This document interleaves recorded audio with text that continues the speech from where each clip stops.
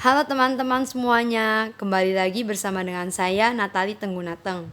Saya adalah seorang dokter adaptasi yang sedang menjalankan program adaptasi di Fakultas Kedokteran Universitas Udayana, tepatnya di Rumah Sakit Umum Pusat Sanglah Denpasar. Saat ini saya sedang berada di Departemen atau KSM Anestesiologi dan Terapi Intensif. Pada saat sekarang ini saya berkesempatan untuk mempresentasikan atau menjelaskan mengenai CPR, yaitu Cardiopulmonary Resuscitation. Baik, kita mulai saja sekarang presentasinya. Definisi dari CPR, yaitu dasar minimal yang harus dapat dilakukan oleh penolong untuk dapat menyelamatkan nyawa pasien setelah terjadinya henti jantung, henti nafas, obstruksi jalan nafas, dengan memperbaiki atau memelihara jalan nafas, pernafasan, dan sirkulasi, serta kondisi darurat yang terkait. Apa tujuan dari CPR? Yaitu menjaga oksigenasi myokard dan cerebral sampai tenaga dan peralatan bantuan datang, sehingga mencegah kerusakan otak irreversibel akibat kekurangan oksigen. Henti jantung. Apa itu henti jantung? Ini merupakan salah satu keadaan gawat darurat yang dapat terjadi secara tiba-tiba, sehingga harus mendapatkan penanganan yang cepat dan tepat. Hal ini dapat menyebabkan kurangnya distribusi oksigen di sel tubuh, termasuk otak, dan dapat menyebabkan kerusakan sel jika tidak ditangani dengan cepat. Salah satu penanganan henti jantung adalah dengan memberi CPR, yaitu Cardiopulmonary Resuscitation, atau kita sebut dengan RGP, resusitasi jantung paru. Apa itu resusitasi jantung paru? Ini merupakan upaya mengembalikan fungsi nafas dan atau sirkulasi yang berhenti oleh berbagai sebab dan boleh membantu memulihkan kembali kedua-dua fungsi jantung dan paru ke keadaan normal. Henti napas. Apa sebab dari henti napas? Yang pertama, sumbatan jalan napas seperti aspirasi benda asing, lidah jatuh ke belakang, endotrakeal tube terlipat atau tersumbat, dan kelainan akut glotis, serta lain-lainnya. Yang kedua, akibat dari depresi pernafasan, bisa karena sentral dan juga perifer. Sentral biasanya karena obat-obatan, intoksikasi, CO2, lalu CO2 menurun, post cardiac arrest, tumor otak, dan tenggelam. Karena perifer bisa disebabkan adalah obat-obat pelumpuh otot, myasthenia gravis, dan poliomyelitis. Penyebab dari cardiac arrest. Ada beberapa penyebab seperti penyakit kardiovaskular, yaitu penyakit jantung sistemik, infak emboli paru, gangguan konduksi otot jantung. Akibat dari kekurangan oksigen menyebabkan terjadinya henti nafas akut, sumbatan jalan nafas, dan benda asing. Penyebab cardiac arrest lainnya adalah anestesi dan pembedahan, lalu bisa juga karena kecelakaan. Lainnya adalah toksisitas obat. Ini juga dapat menyebabkan terjadinya cardiac arrest, yaitu karena digitalis, quinolone, antidepresan, adrenalin, dan isoprenalin. Gangguan asam basa atau elektrolit pun dapat menyebabkan terjadinya cardiac arrest seperti hyperkalemia, hypokalemia, hyperkalsemia, dan asidosis. Selain itu, shock juga dapat menyebabkan terjadinya cardiac arrest. Apa saja tanda-tanda henti jantung? Sekarang kita akan membahas tanda dari henti jantung. Yang pertama, kesadaran hilang. Kedua, denyut nadi tidak teraba. Yang ketiga, henti nafas atau kita sebut gasping. Yang keempat, tanda lainnya adalah warna kulit yang pucat. Dan terakhir, kelima, kita bisa melihat pupilnya yang dilatasi. Biasa terjadi setelah 45 menit. Berikut semua ini adalah tanda-tanda dari henti jantung.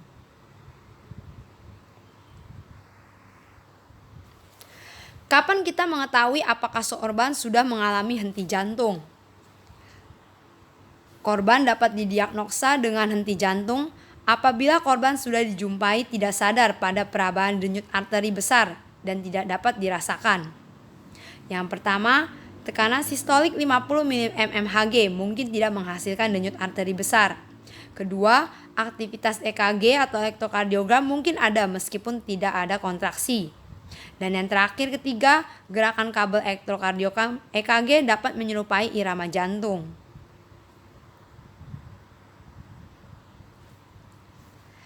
Resusitasi kapan dapat kita lakukan dan juga kapan tidak dilakukan. Sekarang kita akan membahas saat untuk melakukan resusitasi dan saat tidak dilakukan resusitasi.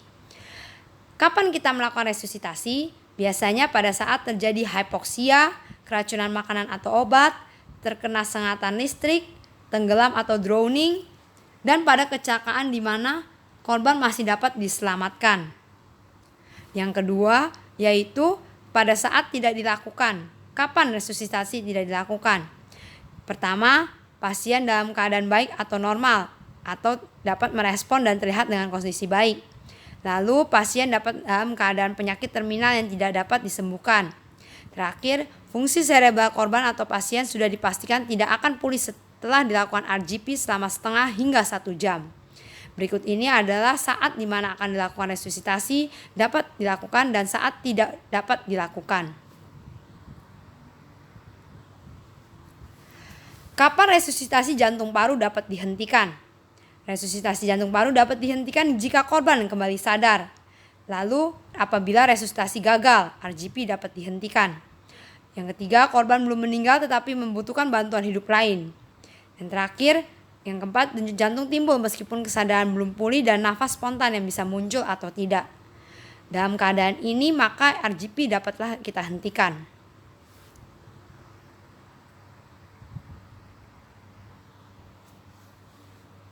Fase dalam pemberian resusitasi. Yang pertama ada bantuan hidup dasar, kedua bantuan hidup lanjut, yang ketiga ada bantuan hidup jangka panjang. Bantuan hidup dasar terdiri dari ABC, yaitu airway untuk A, B untuk breathing, dan C untuk circulation. Lalu bantuan hidup lanjut terdiri dari DEF, yaitu D untuk drugs, E untuk elektrokardiografi, dan F untuk defibrilasi. Dan terakhir bantuan hidup jangka panjang ada GHI, G untuk housing, H untuk human mentation, dan I untuk intensive care. Berikut ini merupakan fase-fase dalam pemberian resusitasi.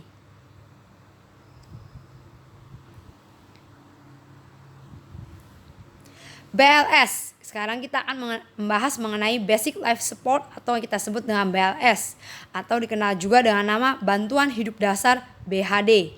Ini merupakan oksigenasi darurat yang diberikan secara efektif pada organ vital seperti otak dan jantung melalui ventilasi buatan dan sirkulasi buatan, sampai paru dan jantung dapat menyediakan oksigen dengan kekuatan sendiri secara normal. Henti jantung primer merupakan jantung pertama kali berhenti sehingga tidak ada darah yang beredar. Henti nafas primer merupakan jantung pada saat masih memompa beberapa menit sehingga oksigen masih beredar ke organ. Itu adalah berbeda dari henti jantung primer dan henti nafas primer.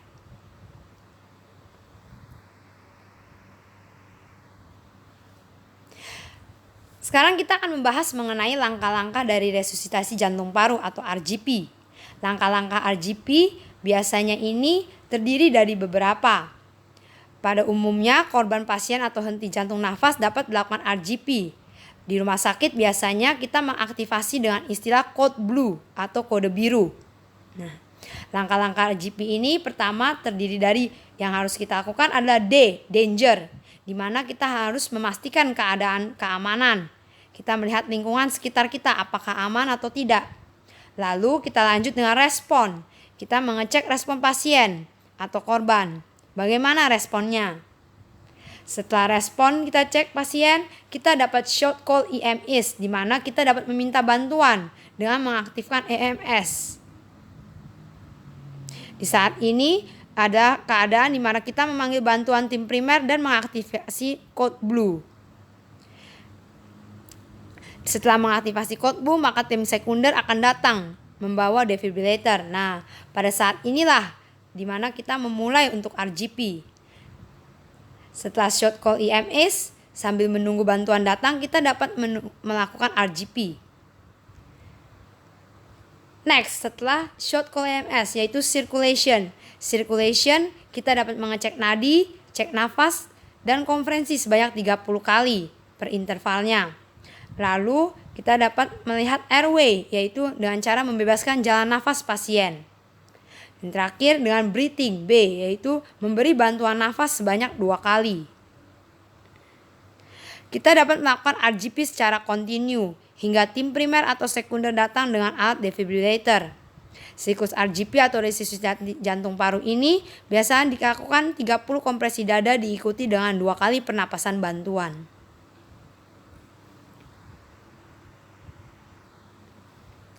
Langkah RGP, sekarang kita lihat dengan lebih detailnya. Danger, di mana kita mengamankan diri sendiri atau penolong. Lalu amankan lingkungan. Setelah itu baru kita amankan keadaan pasien. Selanjutnya respons. Cek respons pasien dengan dasar AFPU. AFPU merupakan singkatan dari A, alert atau awas, di mana pasien sadar meskipun mungkin sedikit bingung. V, yaitu verbal atau suara. Pasien merespon terhadap suara. Biasanya kita bisa memanggil pasien seperti, Pak, apakah Anda baik-baik saja? Kita lihat responnya dari pasien tersebut. Lalu P, untuk pain atau nyeri, di mana pasien merespon dengan rangsang nyeri. Kita dapat melakukan penekanan pada pangkal kuku, sternum atau tulang dada, dan periorbital. Yang terakhir ada U dari AFPU, yaitu unrespon atau tidak respon, di mana pasien tidak merespon dengan rangsangan suara ataupun dengan nyeri. Setelah danger dan respon, selanjutnya kita bisa shout for help, yaitu apabila pasien tidak merespon, kita dapat memanggil bantuan atau aktivasi code blue, di mana setelah itu kita menghubungi ambulans dan ambil AED, yaitu automated external defibrillator. Selanjutnya yaitu circulation, airway, dan breathing. Pertama kita lakukan look, listen, and feel. Look, lihat pergerakan naik turunnya dada pasien. Listen, dengarkan bunyi nafas pasien. Feel, rasakan hembusan nafas dari pasien. Cara melakukannya adalah penolong mendekatkan telinga di atas mulut dan hidung korban sambil tetap mempertahankan jalan nafas tetap terbuka. Ini dilakukan tidak lebih dari 10 detik. Pastikan tidak ada sumbatan jalan nafas. Bila ada sumbatan jalan nafas dapat dibersihkan dengan teknik cross finger, di mana ibu jari diletakkan berlawanan dengan jari telunjuk pada mulut korban. Kita dapat melihat dari gambar yang tertera. Cara melakukannya adalah pertama, silangkan ibu jari dan telunjuk penolong. Kemudian, letakkan ibu jari pada gigi seri bawah korban dan jari telunjuk pada gigi seri atas. Lakukan gerakan seperti menggunting untuk membuka mulut korban. Terakhir, periksa mulut setelah terbuka apakah ada cairan, benda asing yang menyumbat dalam nafas. Kita lihat.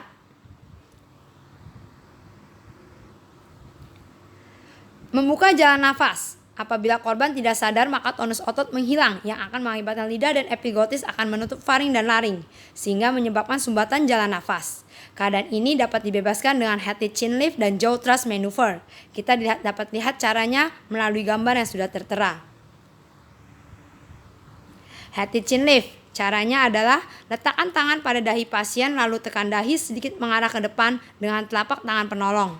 Letakkan ujung jari tangan lainnya di bawah bagian ujung tulang rahang pasien. Tengadahkan kepala dan tahan, serta tekan dahi korban secara bersama sampai kepala pasien pada posisi ekstensi. Untuk jaw thrust, letakkan kedua siku penolong sejajar dengan posisi pasien. Kemudian, kedua tangan memegang sisi kepala korban. Penolong memegang kedua sisi rahang dan kedua tangan penolong kemudian menggerakkan rahang ke posisi dengan secara perlahan hingga mulut korban terbuka. Teknik pemberian nafas dibagi menjadi 3, yaitu mulut ke hidung, dan mulut ke stroma. Resusitasi jantung paru. Nilai sirkulasi darah korban dengan melihat denyut arteri besar seperti arteri karotis, arteri femoralis. Berikut merupakan langkah dari RGP. Pertama, bila terdapat denyut nadi maka berikan nafas buatan 2 kali. Bila tidak terdapat denyut nadi maka lakukan kompresi dada sebanyak 30 kali. Posisi kompresi dada dimulai dari melokasi prosesus xiphoideus dan tarik garis ke kranial 2 jari di atas prosesus xiphoideus dan lakukan kompresi kepada tempat tersebut. Lalu yang keempat, kemudian berikan 2 kali nafas buatan dan terus kompresi dada sebanyak 30 kali. Ulangi siklus ini sebanyak 5 kali dengan kecepatan kompresi 100 kali per menit. Terakhir, Cek nadi dan nafas korban. Apabila A. Tidak ada nafas dan nadi, teruskan RGP sampai bantuan datang. B. Terdapat nadi tetapi tidak ada nafas, mulai lakukan pernafasan buatan. Yang C. Terdapat nadi dan nafas, di mana korban telah membaik. Terakhir, resusitasi jantung paru-paru adalah apabila pasien sudah dapat bernafas normal, tempatkan dalam recovery position. Kita dapat melihat posisi recovery pada gambar yang tertera, yaitu dengan cara A. Meletakkan tangan kanan pada bagian di kiri wajah. Selanjutnya, kaki kanan ditekuk.